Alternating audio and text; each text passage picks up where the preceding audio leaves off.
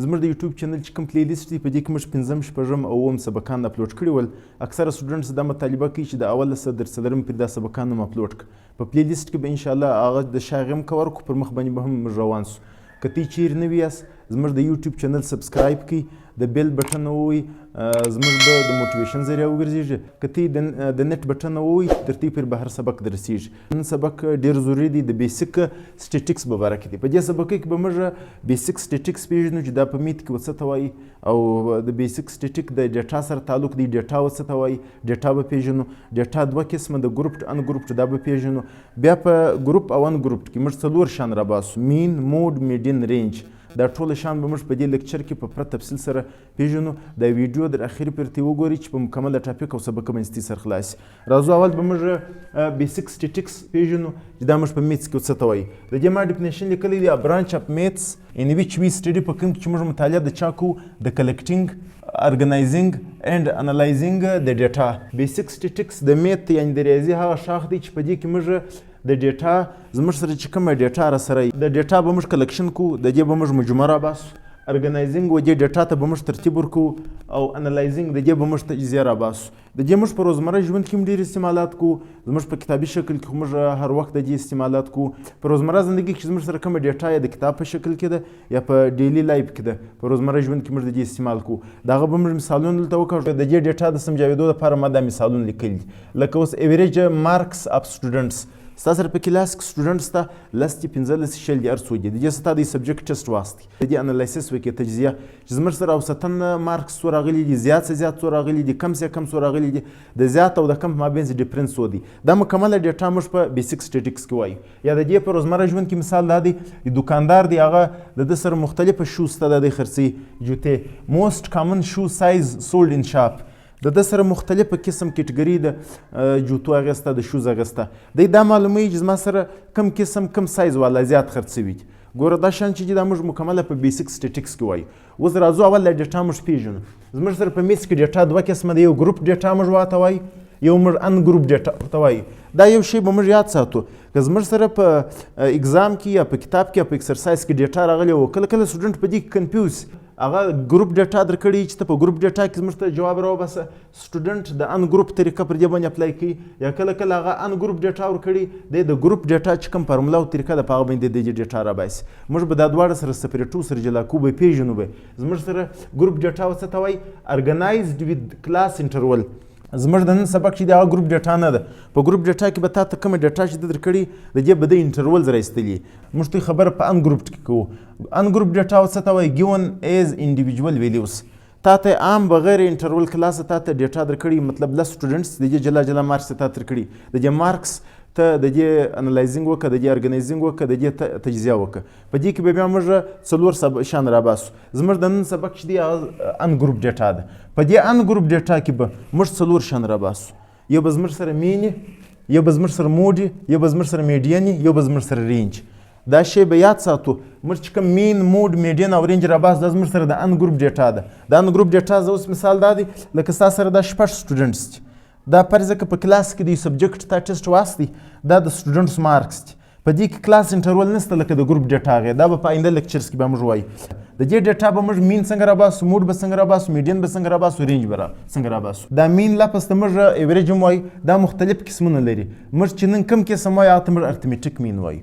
دا ارتمیټیک مین څه ته وایي؟ اول به دا موږ وپېژنو. سم اف ویلیوز ډیوایډډ بای نمبر اف ویلیوز، یا سم اف ابزرویشنز ډیوایډډ بای نمبر اف ابزرویشنز. تا ته چې کومه ډیټا په ډیټا چې کوم ټکي تا درکول سوي، کوم تا ته عددونه درکول سوي، کوم مارکس تا درکول سوي، د دې مجموعه د دې پر تعداد باندې تقسیمول ته موږ مین وایو. دا ارتمیټیک مین هم دی. د دې دپاره موږ په میت کې سمبل ایکس اوور لاین هم استعمالوو. د مین همیشه زموږ سره په میت کې سمبل چې دی علامت ایکس اوور لاین دی. اوس زموږ سره دا فارموله ده د ارتمیټیک مین چې ایکس اوور لاین ایکول ټو سمیشن یعنې مجموعه اف ایکس چې کوم ابزرویشنز دي افان نمبر اف ابزرویشنز. تا ته چې دې علامه ته موږ سمیشن وایو، سیګما و دې ته وایو، مجموعه د دې ابزرویشن چې تا ته څونه عددونه درکول سوي، څونه مارکس درکول سوي، د ډیټا چې کوم یونټان دي د هغو مجموعه د هغو پر تعداد باندې تقسیمول ته موږ مین یا ارتمیټیک مین وایو. اوس د دې د سمجاوېدو لپاره ما مثال لیکلی دی: 6 سټوډنټس، تا سره 6 سټوډنټس، میت سټوډنټس مارکس 6 سټوډنټس دي په کلاس کې.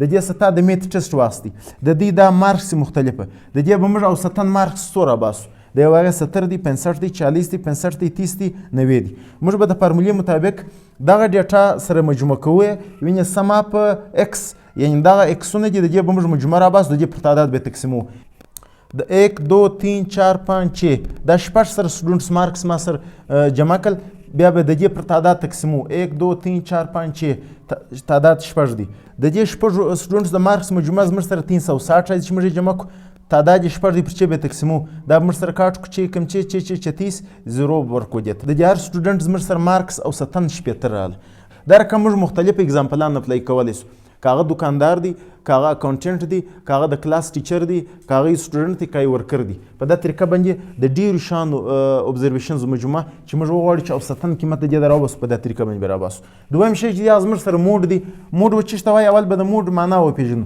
موسټ فرکوینټلی اکرینګ ویلیو اوس دغه مثال زه استعمالوم د دا مثال په ذریعه باندې به موږ موډ وپېژنو دا زموږ سره د دې شپږو سټوډنټس مارکس ول په دې کې در ټولو چې زیات کم ویلیو اکر سوی دی راغلی دی دا زموږ سره د دې موډ دی اوس به موږ دې ته ګورو دا 70 دی 65 دی 40 دی 65 دی 30 دی 90 دی په دې کې ګورو 70 بل وار نه دی راغلی 65 موږ ګورو بل وار دا دی راغلی دی یو وار 65 دی یو سټوډنټ دی بیا د بل سټوډنټ مارکس بل 65 نه دی راغلی 40 بل نه دی راغلی 30 نه دی راغلی 90 نه دی راغلی نو په دې ډیټا کې زموږ سره موسټ اکرینګ ویلیو چې دی 65 دی په دې ډیټا کې چې څونه تاته ابزرویشنز درکول سوي تر ټولو زیات ویلیو کم یو اکر سوی هغه زموږ سره موډ دی دریم شی زموږ سره میډین دی د میډین به اول موږ تعریف وپېژنو میډل ویلیو ان ارینجډ ډیټا دغه ډیټا د زموږ سره د دې یوې ډیټا په ذریعه به موږ څلور سره مثالونه حل کړو چې زموږ سره په خلاص کومه ډیټا چې تاته درکول سوي د دې چې کوم ابزرویشنز دي کومې ټوکړې دي دې ته به موږ ترتیب ورکړو ارینجمنټ چې کوم وخت موږ دې ته ارینجمنټ ورکړي هغه ارینجمنټ زموږ سره په میت کې اسټنډینګ دی یا ډسنډینګ دی ترتیب سعودي نزولي دی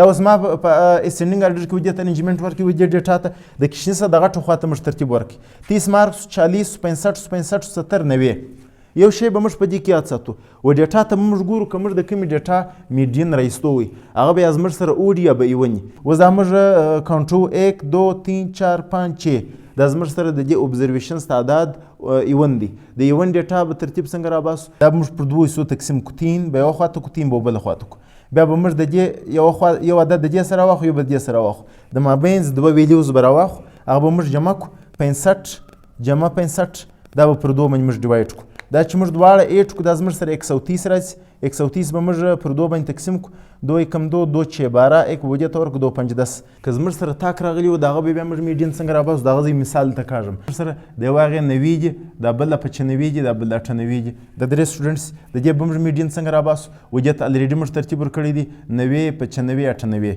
د دې د مابین چې کوم ویلیو دی هغه زموږ سره 95 دي د دې میډین سو دا ما یې عام مثال ورکړي دا رقم زموږ سره هر څو ورکړلی سي د میډین دا دوې طریقې دي د اوډ ایون دا په دا طریقه کوو څلورم شی زموږ سره رینج دی رینج به موږ څنګه معلومو اول به رینج وپېژنو د ډیفرنس بټوین هایسټ اینډ لویسټ ویلیوز په ډیټا کې به زموږ سره دوه رقم ابزرویشنز هر وخت در ټولو کوچنی ویلیو در ټولو غټ ویلیو د دې غټ ویلیو څخه د دې کوچني منفي کولو ته موږ ډیفرنس ته موږ رینج وایي زموږ سره په دې ډیټا کې در ټولو غټ ویلیو 90 دی دا به موږ ماینس کوو در ټولو کوچنی 30 دی د 90 څخه چې 30 به زموږ سره 60 پاتې سو دا 60 زموږ سره د دې ډیټا رینج دی په بیسیک سټیټکس کې د ان ګروپ ډیټا مین موډ میډین او رینج دا موږ مکمله په تفصیل سره وپېژندل